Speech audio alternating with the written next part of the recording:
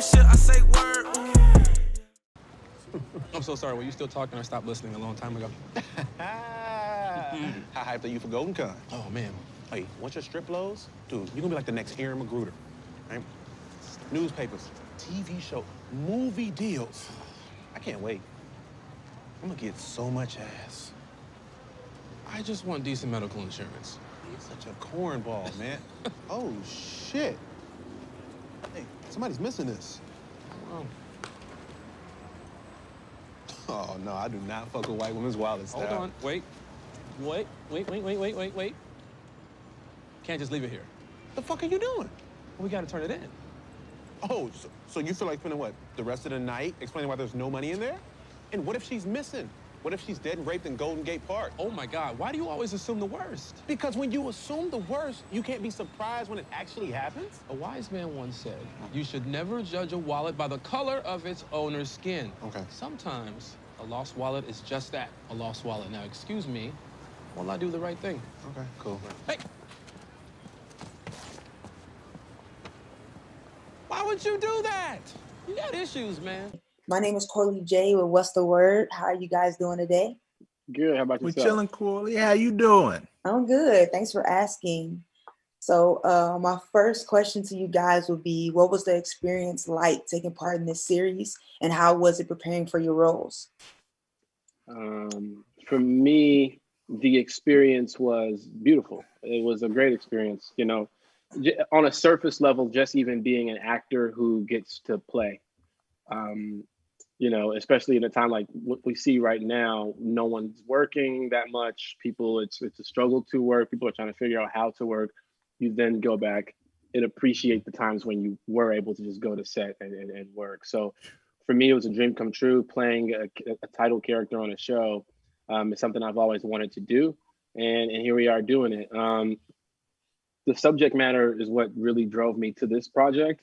After my last show, I was on a show called New Girl. And after that show, I said, you know, I want to dive into something that kind of speaks to the people more, that has some weight to it. Something that's funny or not, but something that just definitely has that thing that people can talk about after they're done watching the television, something that they can really cause them to think, you know, on some sort of level, regardless of what the subject matter may be. And then when I read the script for this, I thought it was perfect because I think the same way Keith does. You know, I don't know when to speak out on certain things. I don't really feel comfortable sometimes doing it. I don't want to say the wrong thing. I don't want to push the wrong button and screw everything up. I don't want to get canceled. You know what I mean? So in my life, I found myself kind of just treading carefully. But, you know, when you're called to do something greater, then you kind of have to get activated. And so this show definitely resonated with me on that front. For me and my character wasn't hard at all. I'm just so phenomenal. No, I'm joking. God, here we go. No, it was very at times it was challenging. I'll say that because you know there'd be instances where if this was your friend, you may be a little angry, but you have to learn how to deal with your friends. Like you've been in a situation where you've been, you know, upset with your friends, but you have to deal with them gently, you know, because it's like, hey man, you about to throw your whole life away for something that, you know, you could just get over. And that's just not how it works, especially in today's times, you know. A lot of times we were told to get over things. A lot of times we were told, you know, as Black people that, hey, you know, this happens, you know, and we're prepared for it. And even if you're prepared for it, when it does happen, it still throws you for a loop. So yeah, it was challenging at times for me to be the character, to say, hey man, you know, don't throw it all away. When, you know, we've seen the Trayvon Martins and we've seen the Tamir Rices, and now it's like you're thinking like, nah, throw it all away, like burn it down, you know. So it's challenging at times to portray a character when, you know, your mind is saying this is not how I would act. So yeah. Right. Do you guys think that every Black person has that key moment in their life in which they actually become woke? No, I no. Have you seen some of the Black Trump supporters? But maybe that moment hasn't come yet, though. Maybe the moment hasn't come yet. Well, but I will say this. But I will say this. No matter what side of the political coin you're on, it maybe Mhm. to them they are. You know what I mean? Whew. I think to them, I think it's subjective. You know, it's Mhm. how do you feel about it? You know, do you feel aware? Because there are some things that are just fact, and there are some things that are Mhm. just fiction. However, we're not going to ever really know the truth unless we dedicate our entire lives towards tearing the whole system down and digging deep and climbing up the political chain and figuring out who's behind that curtain. You know what I'm saying? Okay, So Keith Knight. unless we start doing, I'm just saying, unless we start going ahead and doing that, woke is that state of being that you're that it's up to your own interpretation. You know what I mean? Uh-huh. What are you comfortable with? What are you willing to do? If your challenge is, I want to create some sort of, I want to help I want to help thin the wealth gap. You know Yeah. what I mean? So how do you do that? You know, and for you, once you've accomplished that thing, let's say it's in your neighborhood and you get it done, to Mhm. you, you were woke and you got the job done. You figured Mhm. something out. You know what I mean? And you might feel like, I don't ever want to do this again. Right. You might be Republican feeling that type of way about whatever it may be. You might be Trump supporter, doesn't matter. I just think as long as you feel convicted in what it is that you're doing and you keep your mind open, truly open to the real information that's coming at you. Mm, Yeah. And I don't think that every Black person is going to have a woke moment. There are plenty of people who are just complacent, or yeah. and they're cool with things the way they are. They don't want to rock the boat because they may look at all the hard work that they put in to get to where they are, or and they want to maintain the position that they have. And there will be certain people that are more outspoken than others. I mean, look at the NFL when you had Colin Kaepernick kneeling, Mhm. you know, Yeah. Mhm. basically, dealing because of police brutality and the injustice that were going on against Black people. How many other players were actually kneeling? Right. You get what I'm saying? So that was them being like, I'm not rocking the boat. And even today, even after George Floyd and everything else has happened, there are plenty of Black people that are like, I'm not. Mhm. Right. You know? So I mean, you there are different levels of woke. I don't know, maybe they're a social media warrior. There are people who type Mhm. things and post stuff all day long, from troll pages.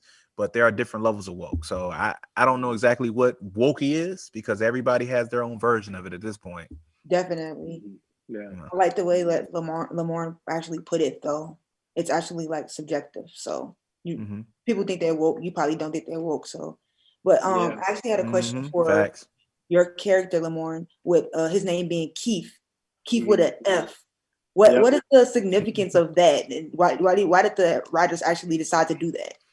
Well, I think from what I heard, obviously his name is Keith. So a lot of times with Black folks, how we say it, we say, "Hey, what up, Keith?" Like we don't Mm-hmm. we don't enunciate all the letters and vowels. Keith. We go Keith, Keith, Keith. Keith, Keith, Keith. It's a real. It's like Mm-hmm.